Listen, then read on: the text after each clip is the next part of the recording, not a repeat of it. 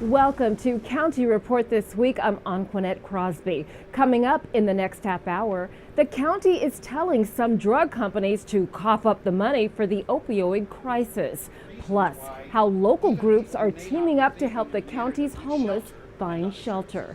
And later, taking bird watching to new heights at Meadowside Nature Center. But first, County Executive Ike Leggett has released his recommended capital budget. It's for fiscal year 2019 and a 6-year capital improvements program. The CIP totals more than $4.5 billion. 1.75 of that will go towards county public schools, their highest funding ever. This week, the council began hearing testimony on the proposed CIP. Council members shared what they think are the priorities. Without the public hearings, we wouldn't really know where to begin as far as meeting the community needs. We really do need to hear from people about the intensity of concerns about particular areas and, to help us understand if we're being responsive to what the community is looking for. So the public hearings are crucial. We'll have, 60 or 70 people, probably maybe more, testify over several days, and then we will really proceed through our process. But it's an important moment for the community to say, or different people in the community to express their views. We also had a briefing on the effects of the federal decisions that have been made regarding the tax code overhaul and how that is affecting the behavior of many of our high filers here in the county. That it's going to have an effect on the availability of resources both for the operating budget and the construction CIP budget. So we're in a situation right now with a lot of uncertainty. And it will be obviously very important for us to take into all of those things into consideration and see what we can do.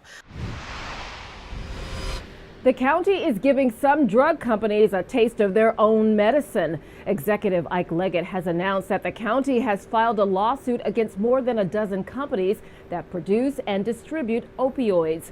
Lorna Virgili was at the press event and explains the reason for the lawsuit. Lorna?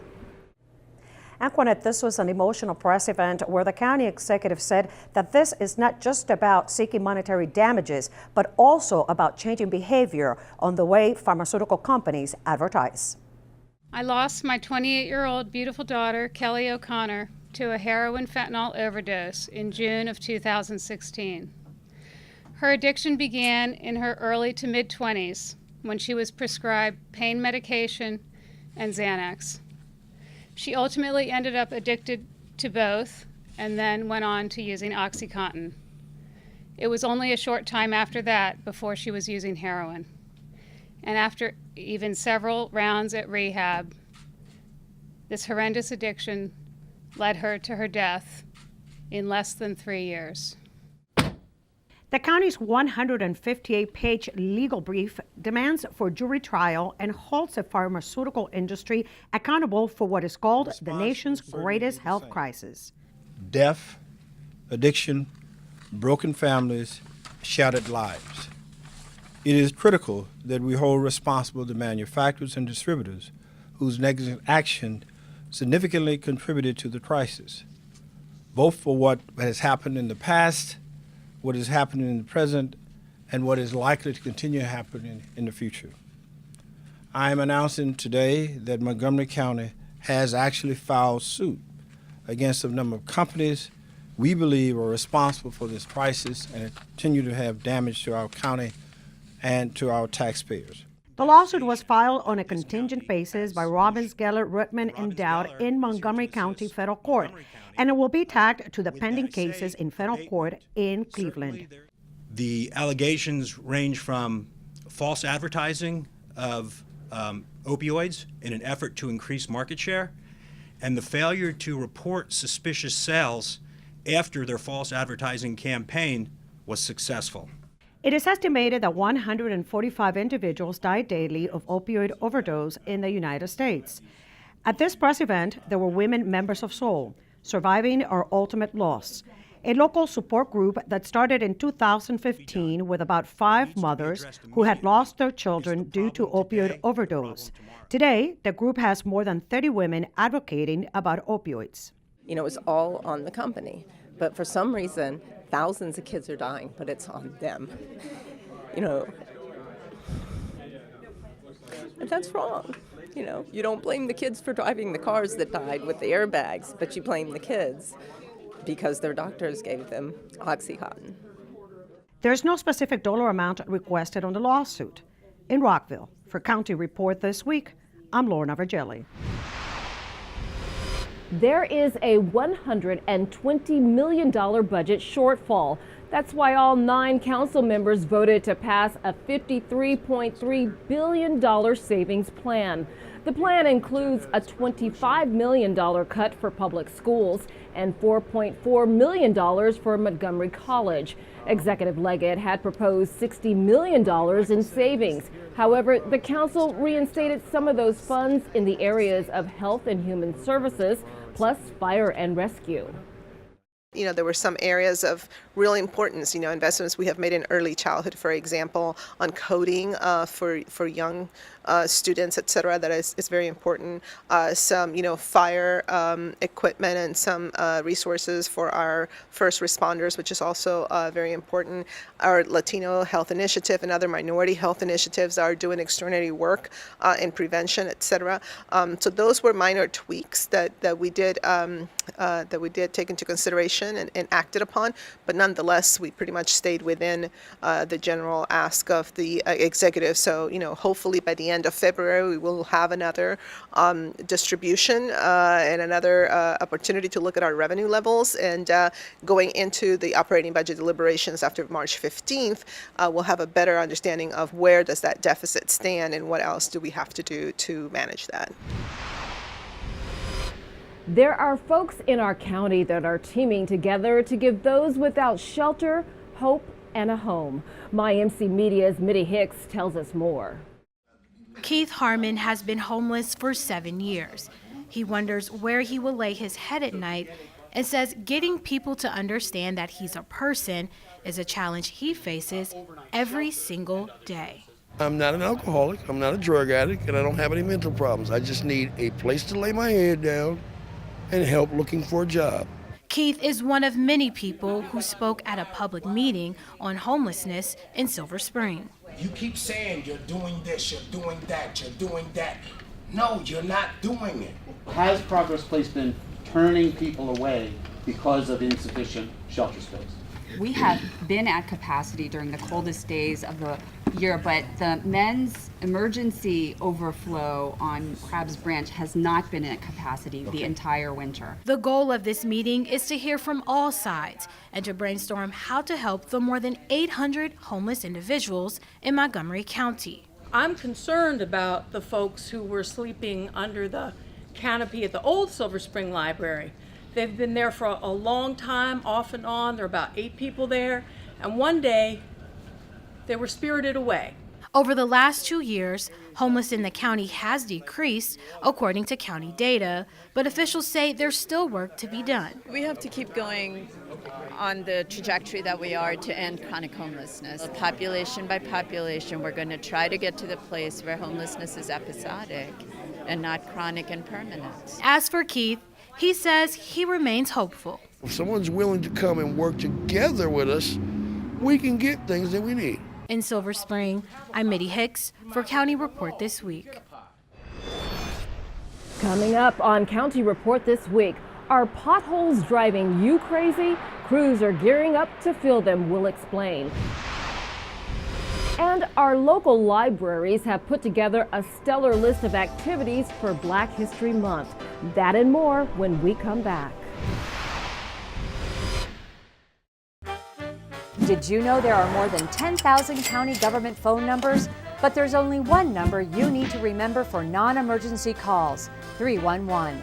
MC 311 is Montgomery County government's online telephone information system. Need information? Have a problem or complaint? Trying to locate a county government facility? Call 311.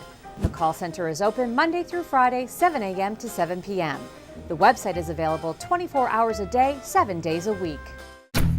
In Montgomery County, we have a goal to reduce waste and recycle 70% of all waste by 2020. By recycling and reducing waste, we save natural resources and make our community even better. So recycle at home, work, school, everywhere, and keep recycling going. For more information, call the Montgomery County, Maryland Division of Solid Waste Services at 311 or visit montgomerycountymd.gov/recycling. Keep it going. Recycle more now. Welcome back to County Report This Week. I'm Anquinette Crosby. It takes a special person to give of their time to help others. So if you know of a volunteer in the county that's doing just that, here's a way for them to be recognized. The Montgomery County Volunteer Center is now accepting nominations. These nominations are for the Neil Potter Path of Achievement Awards and the Montgomery Serves Awards.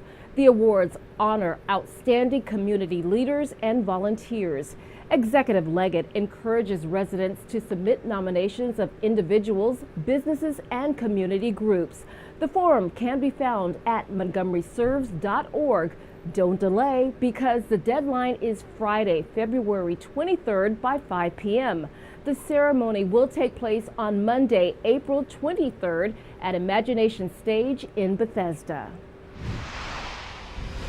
From movie screenings to musical performances and so much more, the county's public libraries have events planned all month to celebrate Black history. And new this year is virtual reality at the branch in Poolesville. It enables you to learn more about the civil rights movement. A special program that we have that I think I'd like to highlight is at the Poolesville Library. They're going to do a Google expedition, and it will take people on tour of all the sites from Selma to Montgomery, and they'll learn more about the history and significance of the civil rights movement. In Montgomery County, we are a very diverse community, and we try to celebrate all of the cultures of our residents here. And Black History Month is really important for us to honor the contributions that African Americans have made to our world. The main character is viewed as a dangerous quack. Intrigued? You can see how it all unfolds on the stage at Montgomery College. Here's a preview of the theater department's latest production. The Montgomery College Theater Department is kicking off their 2018 production year with a performance of Enemy of the People. Enemy of the People is about a doctor who does an investigation of the town's local springs and finds out that the water is poisoned. And when he tries to tell the rest of the town, they don't believe him, and in turn they end up calling him an enemy of the people. The show takes a life of its own with a unique structure that brings the audience up close and personal with the show performers. It's an incredibly immersive and intense experience. The audience is much closer to the action than you typically expect in most college theater productions. You are put in a position where you cannot separate yourself from the action that is happening on stage. The theater department at MC grants students the opportunity to try their hand at all aspects of theater production. For each show, students cycle through different production positions, from technical positions to acting, which prepares them for the future role of their choosing in the world of theater. The management team, they get here half an hour early before the cast is called. We sweep the stage to make sure that the play space is good for rehearsal, and then we look up what scenes we're going to start with first, and then we set that scene. The theater department has been preparing for the show since January, weeks before the spring 2018 semester began. These students have taken this opportunity to bring their best performances to the table, on or off the stage. Every director I've had so far, I've learned so much from them. They've guided me so much. They've given me amazing opportunities. Every single cast I'm surrounded by is absolutely fantastic and drives me to want to be better. Shows begin Wednesday, February 21st, and run through Sunday, February 25th at the Robert E. Perella Performing Arts Center on the Rockville campus of Montgomery College. For County Report This Week, I'm James McLean.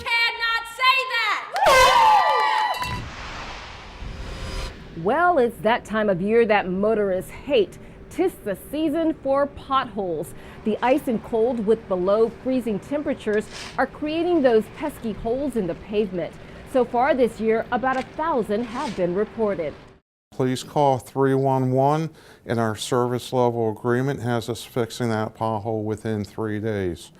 We're historically about 82% success rate hitting that 3-day threshold. Typically, we get this weather in late winter, early spring, And we sometimes do what we call our pothole blitz, where we'll send a lot of crews out in all areas of the county fixing potholes.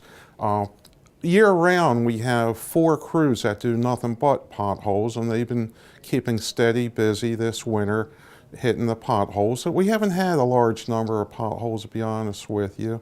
Last year, I think we had approximately 2,500. This year, we're around 1,000.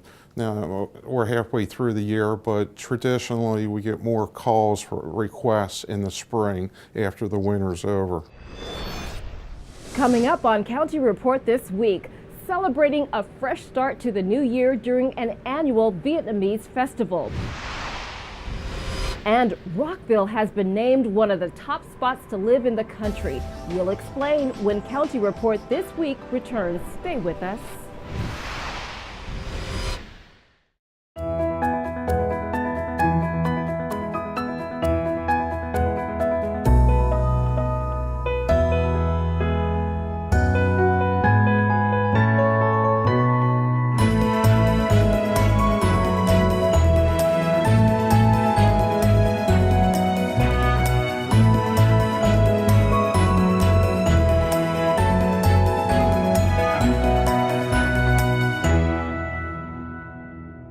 At Montgomery Parks, it's time to play. Tag! Oh, I'm on base. What's base? This. Playgrounds are awesome, but make sure you remember to take a ride aboard a miniature train. Do you think they'll let me drive? I mean conduct. Bring a picnic lunch and enjoy a meal outdoors. And what better way to end your day than a ride on a classic carousel? Dad wins the Triple Crown! Montgomery Parks, it's all here. Welcome back to County Report this week. I'm Anquanette Crosby. Rockville lands on Money Magazine's list of best places to live. Rock 11's Kathy Dantzler has more.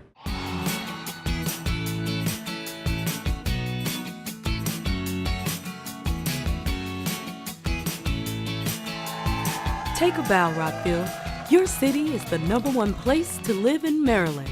Money Magazine came out with its list of best places to live in America, and Rockville, you got the top spot in the state. It is so wonderful to have the national recognition as the best city in the state of Maryland. It just speaks to what most of us who live here recognize, and we're very, very proud of that recognition. The magazine points out Rockville's parks, shops, diversity, and low unemployment and crime rates. And the city's driving force are its residents. I think it's our citizens. We have very engaged citizens in the city of Rockville. They serve on boards and commissions. They interact with the mayor and council at our meetings, at drop-in. They set up meetings all the time with me and others. So I think that really helps lead the city in the direction that the community wants to go. You can walk around and people are friendly, they say hi. It's perfect for a family. Everything's really close. A lot of great things for families and kids. This is a great city. I'm being in the state for about 40 years, and this is the best city I ever lived in the United States, without any doubt whatsoever. And combine that with the dedicated city staff, and that's a recipe for good living. Second of all is our staff. You know, when staff and the community and the mayor and council all work together, you get the best result. Money Magazine also placed Rockville in the top 50 of the best places to live in the country. You can see the full report by going to money.com and searching Best Places to Live in Every State 2017.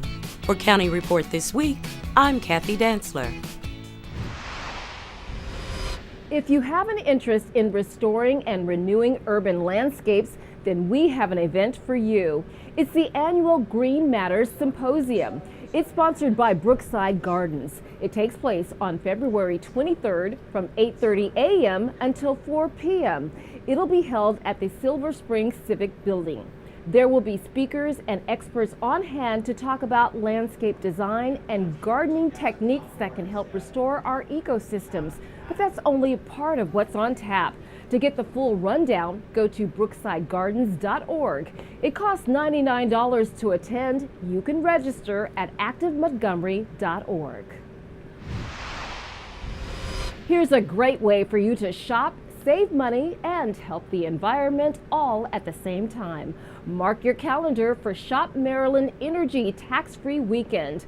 From February 17th through the 19th, county residents will get a break from the 6% state sales tax. This is on Energy Star products that qualify. During that weekend, it means no taxes on Energy Star products such as air conditioners, washers and dryers, thermostats, and so much more. If you buy a energy efficient appliance anywhere in Maryland, you don't have to pay the 6% sales tax. You also have all sorts of discounts and incentives put on by the manufacturers. Pepco gives you a big rebate. So it's a time where you can save literally almost hundreds of dollars if you buy a new energy efficient appliance. So if anybody needs a dishwasher or a refrigerator or a new furnace, buy it President's Day weekend. You'll save a lot of money and do something good for the environment. To get more information, go to mygreenmontgomery.org, and the full list of exempt and taxable items can be found at marylandtaxes.com. It's an annual festival that gives us a vibrant taste of Vietnamese dishes, desserts, and dragon dancing. Come along with Crystal Park as she shows us the colorful kickoff to the Lunar New Year. It's the most important holiday in Vietnam, the Tet Festival. It's the celebration of the Asian Lunar New Year, which is celebrated in various Asian countries. Following the Chinese zodiac, 2018 is the year of the dog, which is the symbol of loyalty and honesty. Every year, the Association of Vietnamese Americans Tet Festival draws crowds of hundreds to celebrate the Asian Lunar New Year. Festivities are held throughout the month of February. Held at Northwood High School in Silver Spring, the event draws dozens of vendors who offer traditional Vietnamese cuisine. It's a pate show. It's a French recipe. My mom tweaked it a little bit. It's a puffy pastry. Plus, and the inside is a lot of pork and secret ingredients. We have Vietnamese ham, and this is rice cake. 2018 marks the year of the dog, according to the Chinese zodiac. The dog sign is known for being fiercely loyal and honest. In Vietnamese culture, the traditional dragon dance is performed by a lion and not a dragon like in Chinese culture. An Nguyen shares some of her family's traditions during Tet. Well, there's the lisi, which is the red envelopes with the cash that we give to the kids. Lots of food with my family and just a big family and friends gathering.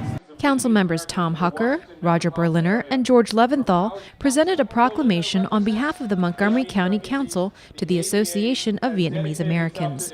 Montgomery County is the international gateway to our nation's capital. We're a magnet for talented people who may be, in the case of Vietnamese Americans, fleeing communism and seeking freedom and opportunity, and they've found it here in Montgomery County. The nonprofit group offers financial, cultural, and linguistic resources for Vietnamese residents of Montgomery County. For County Report This Week, I'm Crystal Park. Coming up on County Report This Week, how to get a closer look at the birds of prey at Meadowside Nature Center. And want more pep in your step? We'll tell you how to register for spring recreation classes.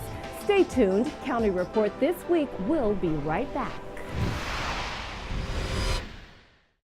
Biology is full of statistics, like what percentage of people who get the flu shot still get the flu? Or how can statistics help minimize recovery time from football injuries? And can statistics help political leaders improve healthcare? These are just some of the kinds of projects being worked on in Biostatistics, a 200-level course now offered at MC. Students use our programming language to look at the data and study how it relates to the environment. The numbers really do add up. Learn more at montgomerycollege.edu and search Biostatistics.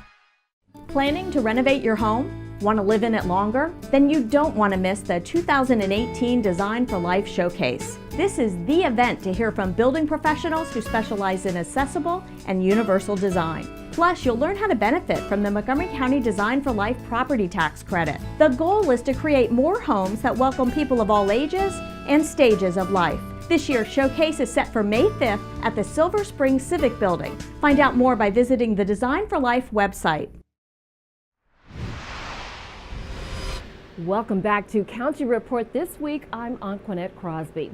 This is a must-see excursion. Take a trip to see Meadowside's resident raptors as they search for food, explore objects, and encounter new experiences. Montgomery Parks tells us more. Let's see if I can get them to at least hop to one perch for me.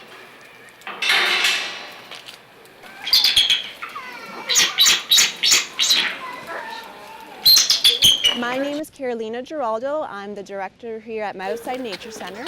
Our Raptor deck is an area that we have here at Meadowside outside that allows guests to view our non-releasable birds of prey. We have a bald eagle, we have a barred owl, we have a red-shouldered hawk, and we have a turkey vulture, which is technically not a raptor, but she's here as well. Something in their injury won't allow them to survive in the wild. And so they come here to Meadowside to live out the rest of their lives under human care. On Saturdays, every Saturday at 11:30 a.m., we have a Raptor enrichment program. And enrichment is a fancy way of saying something that we can offer animals that physically and mentally stimulates them. Precious really is great at solving puzzles and investigating new objects that we give her. So I always like to ask the audience, which drawer would you like me to put her lovely rat in? Number one, raise your hand.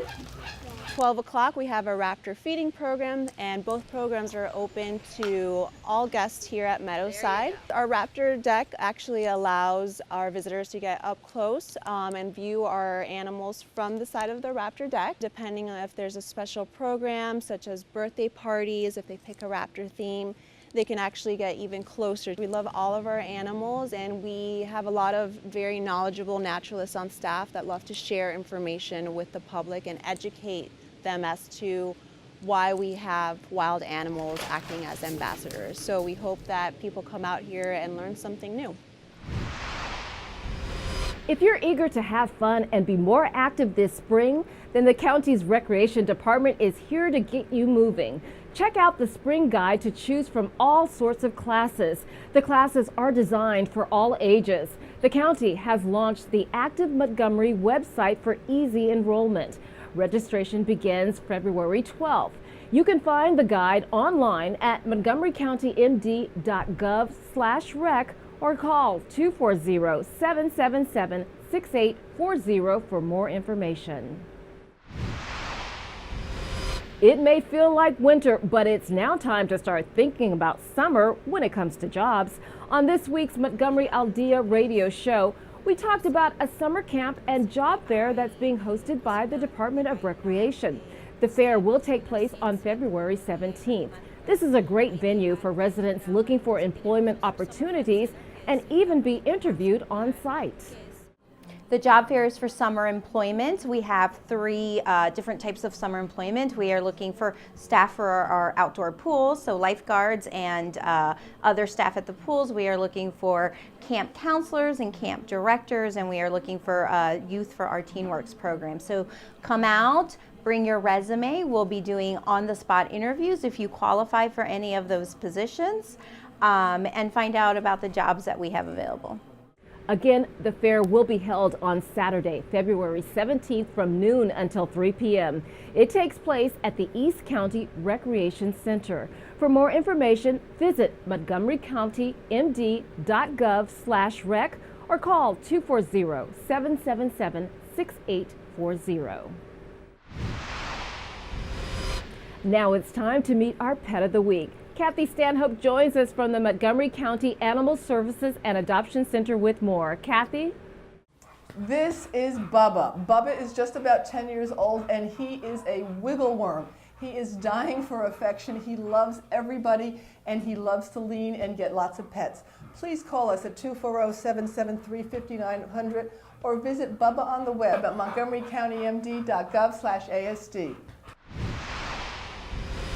With that, we close this edition of County Report this week. Remember to like us on Facebook and to join us again at this time every week for a look at what's going on inside Montgomery County. I'm Anquanette Crosby. Thank you for watching.